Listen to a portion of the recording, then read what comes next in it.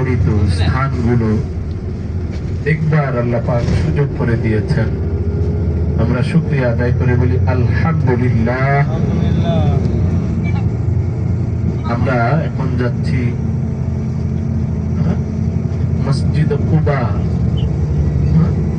দেখবার জন্য। আমরা এটা জানি যে নবীজি হযরত মুহাম্মদ রাসূলুল্লাহ সাল্লাল্লাহু আলাইহি ওয়াসাল্লাম যখন আল্লাহ পাকের হুকুমে নিজ জন্মভূমি মক্কা ত্যাগ করে মদিনায় আসছিলেন, তখন এই আসার সময় পথিমধ্যে তিনি কুবায় অবস্থান করলেন। এখানে বনু সালিম নামে এক গোত্রের বেশ কিছু, আমাদের জাতির পিতা, মুসলমানদের জাতির পিতা হযরত ইব্রাহিম খলিলুল্লাহ আলাইহিস সালাতু ওয়াস সালাম এই মসজিদ নির্মাণ করেন তার প্রিয় পুত্র, প্রথম পুত্র হযরত ইসমাঈল আলাইহিস সালাতু ওয়াস সালামকে নিয়ে। আল্লাহ আল্লাহ। এর 40 বছর পর মসজিদুল আকসা নির্মাণ করেন। তো মসজিদুল আকসাকে আরেক শব্দে বাইতুল মুকাদ্দাস বলে। তো বাইতুল্লাহর এখন যে মসজিদ মানে কাবা ঘর, এই নির্মাণের পর নির্মাণ হয়েছে, নির্মাণের পর নির্মাণ হয়েছে, সংস্কারের পর সংস্কার হয়েছে।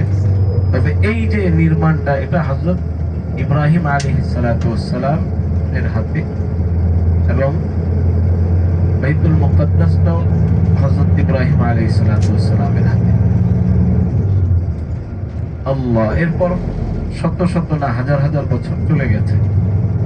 বাইতুল্লাহ আছে, কিয়ামত পর্যন্ত থাকবে। বাইতুল্লাহ যতদিন থাকবে দুনিয়া থাকবে। আল্লাহ পাক বলেছেন জাআলাল্লাহুল কাবাতাল বাইতাল হারাম কিয়ামান লিন-নাস। আল্লাহ পাক কাবাকে এটি একটি সম্মানিত ঘর করেছেন। হারাম মানে সম্মানিত,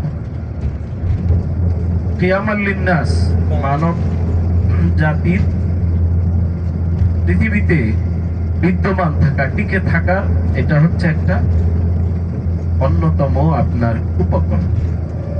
যতদিন পর্যন্ত বাইতুল্লাহ থাকবে ততদিন পর্যন্ত পৃথিবীতে মানুষ থাকবে। এরপর বাইতুল্লাহ যখন থাকবে না, তখন পৃথিবীতে কোনো মানুষ থাকবে না। তো কুবা, মসজিদে কুবা হচ্ছে নবীজি এবং সাহাবায়ে কেরাম অর্থাৎ মুসলমানদের বানানো প্রথম মসজিদ। এবং নবীজি এখানে সাহাবায়ে কেরামকে নিয়ে প্রথম জুমার নামাজ পড়েছেন। সুবহানাল্লাহ, আল্লাহু আকবার। আর এটাই ছিল ইসলামের প্রথম জুমার নামাজ। এর আগে আর জুমার নামাজ পড়েন নাই নবীজি এবং সাহাবায়ে কেরাম। এই যে সামনে দেখা যাচ্ছে, এটি হচ্ছে মসজিদ কুবা। আমরা এখানে ইনশাআল্লাহ 2 রাকাত নামাজ পড়ব। এখানে 2 রাকাত নামাজ যিনি পড়বেন, হাদিস যে নবীজি বলেছেন, তাতে আল্লাহ পাক একটি কবুল উমরার সওয়াব দান করবেন। সুবহানাল্লাহ। আল্লাহ। সারা দুনিয়া থেকে মুসলমানরা মসজিদে কুবা দর্শনে এসে থাকেন। আমরা আলহামদুলিল্লাহ মসজিদে কুবা দেখবো ইনশাআল্লাহ। নবীজি যখন সাহাবায়ে কেরামকে নিয়ে নির্মাণ করেছেন তখন ছোট ছিল, বিভিন্ন সময়ে বড় হয়েছে। হযরত ওসমান রাদিয়াল্লাহু তাআলা আনহু নতুন ভাবে নির্মাণ করেছেন এবং এটাকে বড় করেছেন। এর ধারাবাহিকতা চলছে।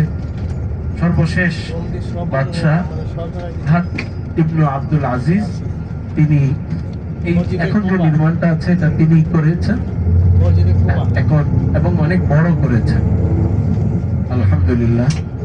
এখন এই মসজিদটি অনেক বড় এবং কয়েক হাজার নামাজি একসাথে নামাজ পড়তে পারেন। আমরা ইনশাআল্লাহ এখানে নামাজ পড়ব এবং নবীজি ও সাহাবায়ে কেরামের স্মৃতি বিজড়িত স্থান দর্শন করে আমরা ধন্য হব। আল্লাহ রাব্বুল আলামিন এভাবে আমাদেরকে নবীজি এবং সাহাবায়ে কেরামের সঙ্গে আরো বেশি মোহাব্বত যেন হয় সেই তৌফিক দান করুন। আল্লাহুম্মা আমিন। وصلى الله تعالى على خير خلقه سيدنا محمد وعلى آله وأصحابه أجمعين وآخر دعوانا أن الحمد لله رب العالمين.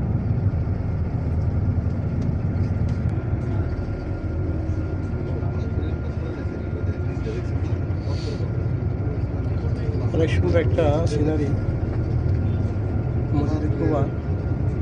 সকল বাসগুলো একখানে রাখা হয় আর মসজিদে কুবা সামনে পাথর কুচি বিছানো এবং এখানে অনেক কবিতাও দেখা যায়, অনেক বাস,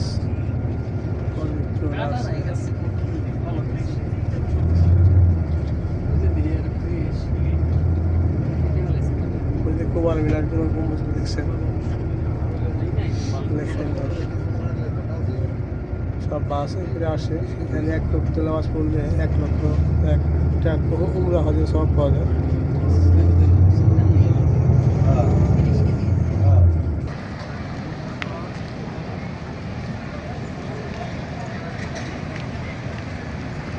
আলহামদুলিল্লাহ সবাই, আলহামদুলিল্লাহ আলহামদুলিল্লাহ সবাই।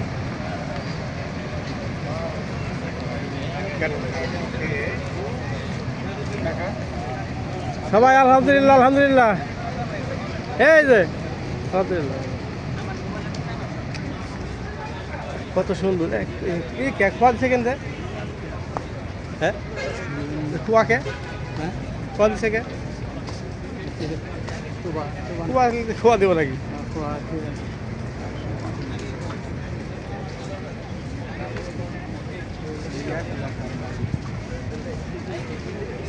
মসজিদে কুবা দেখছেন সবাই, এখানে 2 রাকাত নামাজ পড়লে উমরা হজের সওয়াব পাওয়া যায়। আলহামদুলিল্লাহ।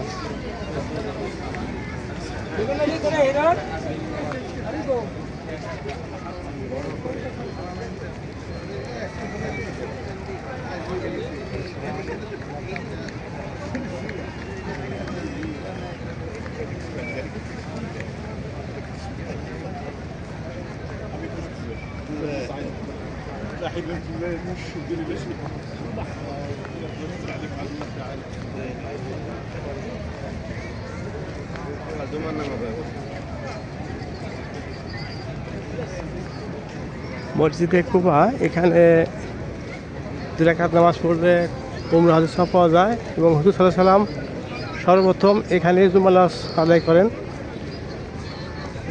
তার আগে কোনো জুমার নামাজ ছিল না। হুজুর সাল্লাল্লাহু আলাইহি সাল্লাম প্রথম জুমা নামাজ আদায় করেন মসজিদে কুবায়।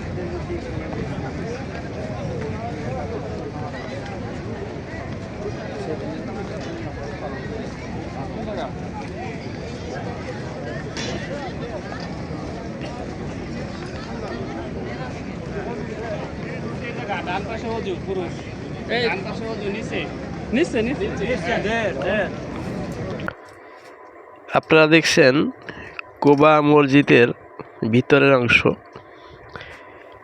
এখানে নামাজ পড়লে কবুল উমরা হজের সওয়াব পাওয়া যায়। এই মসজিদটি হুজুর সাল্লাল্লাহু আলাইহি সাল্লামের হাতে গড়েছিলেন সর্বপ্রথম এবং সর্বপ্রথম জুম্মার নামাজ পড়া হয় এই মসজিদে কুবা। ভিতরে কারুকার্য অনেক সুন্দর। মসজিদটি 2 অংশে, মাঝখান বরাবর একটা রাস্তা আছে। হুজুর সাল্লাল্লাহু আলাইহি সাল্লামের সময়কার মসজিদ একটু ছোট ছিল, পরবর্তীতে মসজিদটি অনেক বড় করা হয়। এটা হলো সামনের অংশ, আর আগে যে ভিডিও দেখছিলেন ওইটা হলো পিছের অংশে। আমি 4 রাকাত নামাজ পড়ি 2 জায়গায়, সামনের অংশে এবং পিছের অংশে। জানি না, আমার মনে চাইছে তাই আমি 4 রাকাত নামাজ পড়েছিলাম এই মসজিদে। আমি এই মসজিদটি 2 বার আসি। ভিতরে এত সুন্দর পরিবেশ, এত সুন্দর আরামদায়ক। মসজিদের ভিতরে না গেলে বোঝানোর ক্ষমতা নেই। আপনারা সবাই নিয়ত করবেন এবং যাবেন। আসসালামু আলাইকুম ওয়া রাহমাতুল্লাহ।